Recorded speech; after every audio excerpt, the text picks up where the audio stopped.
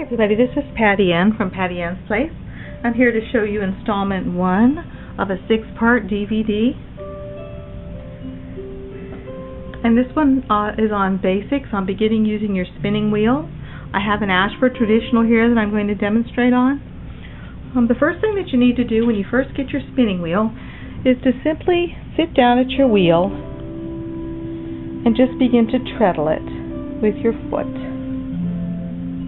So when you treadle it, when you start your wheel, you're going to bring your hand back here to the spokes and give a twist to the spokes. Don't use your hand up here to get your wheel started because you may make your drive band come off. So you'll push on one of the spokes. But when you're starting, all you're going to do is to begin treadling and just get yourself going at an even pace. And once you get to a pace that feels comfortable for you, maybe see if you can slow it down some. See how slow you can have your wheel go without letting it stop. And if it stops, not to worry, just start it again. Always start your wheel going in the clockwise position or to the right. That puts a Z twist into your yarn, and we'll talk more about that later. So after you get comfortable with doing this, and actually you can take days and days to do this if you like, whenever you're sitting watching TV or reading a book or knitting, just sit there with your wheel at your foot basically and just treadle away. And you're just making some muscle memory in your leg, feeling what it feels like to treadle. So once you're done with that, the next thing that you're going to do is you're going to put on what's called a leader, and that's going to attach to your bobbin. Now what I have here is a piece of string or yarn that's about 2 feet long. On this one side of the yarn, I'm going to take it and make a small loop and then tie it. And this will be the loop through which I thread the fiber that I'm going to spin. There I have a nice little loop. And then the next thing I'm going to do is I'm going to come up to the top of the yarn. So what I want to have happen is I'd like about 4 inches to, well, I've got a loop up here at the top, and I'd like this one end to be about 4 or 5 inches long, just approximately. So I'm going to take this little loop that I've made just now, not the tied one, and I'm going to go down here and go over top of the bobbin, and then around the bobbin, and I'm going to bring my fingers through, grab a hold of the 2 yarns or 2 pieces of string, the leader, and pull it through. So that's the beginning to tying on my leader, but that's not quite enough because this leader would be able to spin around and it wouldn't work very well when I tried to begin spinning.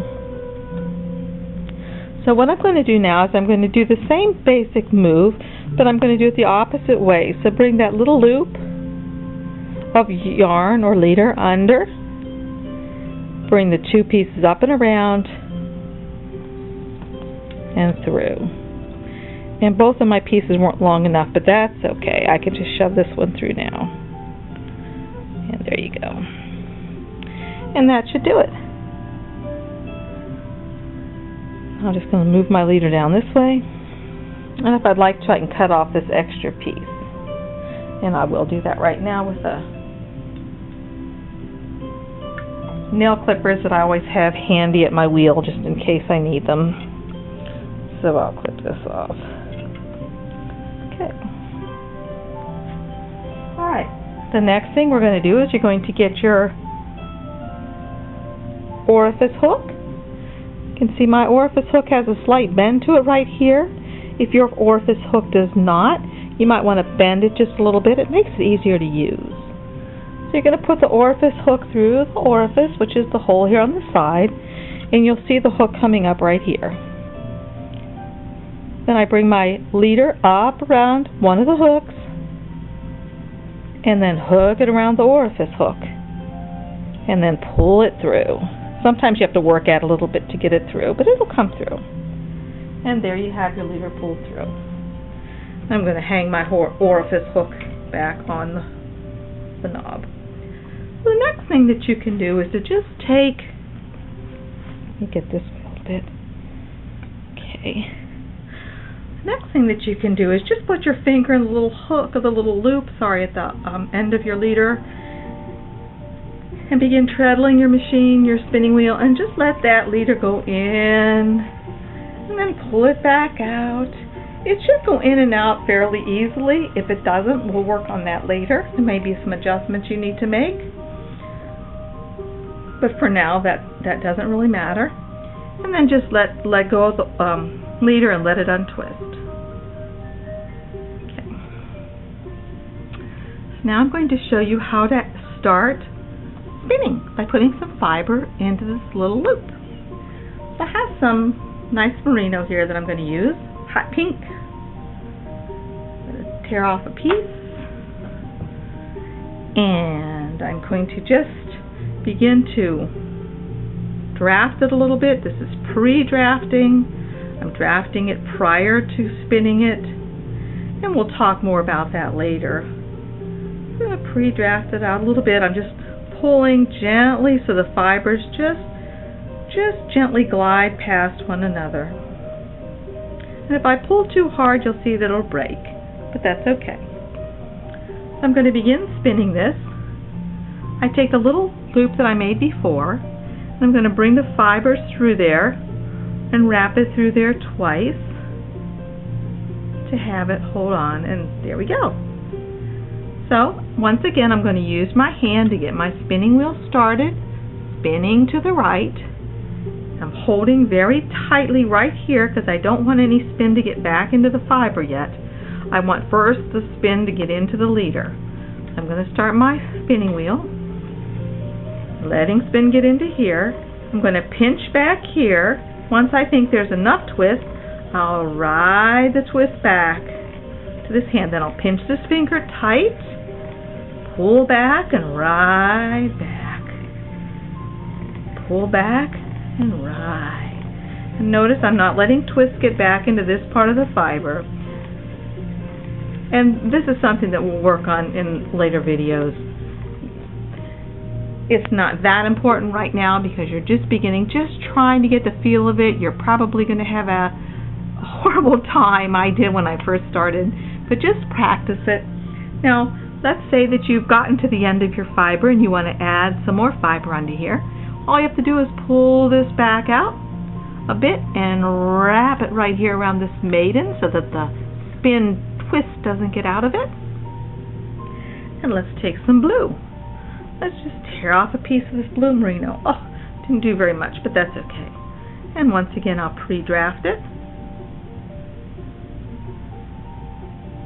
And I want a nice fluffy end on this side and a nice fluffy end on this side, because that's where I'm going to overlap them and begin spinning. So once again, using my fingers on the spokes, I'll start my wheel going clockwise, holding tight here, letting spin get in here, and then holding tight here and following the twist back. Pinch, draft back, pinching here with my right hand, follow back, draft, follow back, pulling it out, following back, pulling it out, and letting fiber go in at the same time, and pulling back. But again, we'll go over this in more detail in future videos.